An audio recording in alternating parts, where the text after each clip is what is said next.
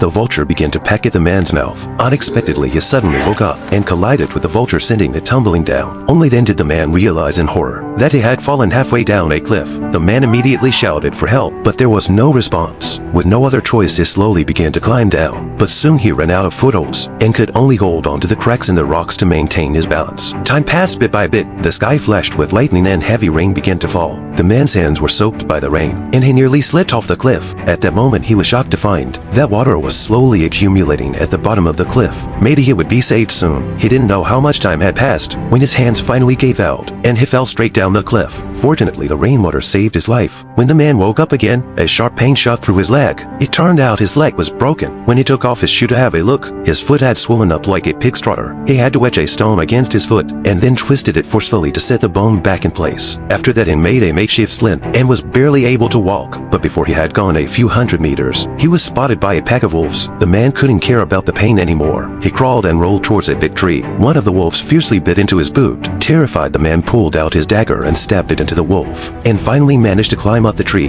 The wolf stared at the man all night and only left the next day. However, the injured wolf was still lying on the ground. The man had wanted to kill it for food, but seeing its weak state and pitiful whining, he couldn't bring himself to do it. As a child, he had always been the most timid in his tribe. Every time his father asked him to kill something, he couldn't bear to do it. So the man put down his stick and actually wanted to save the wolf. To avoid being bitten, he tied a rope around his mouth. Then he carried the wolf to the river to clean its wound. The next day, the boy found some herbs. Just as he was applying them to his own foot, he noticed the rope around the wolf's mouth had loosened. He had wanted to give it some water to drink, but the wolf kept baring its teeth, so he had no choice but to speak gently to it. The wolf didn't understand, but it drank the water anyway. The next day, the man saw a rabbit. This time, he finally mustered the courage to catch it. Back in the cave, the man began to make a fire by drilling wood, and soon he was able to eat roasted rabbit meat. The wolf, seeing this, also wanted some. The man, seeing that the wolf had finally submitted to him, threw it a piece of meat. After a few days, the man's foot had healed. He began to look for a way home, but the wolf kept following him. When he tried to drive it away with a stick,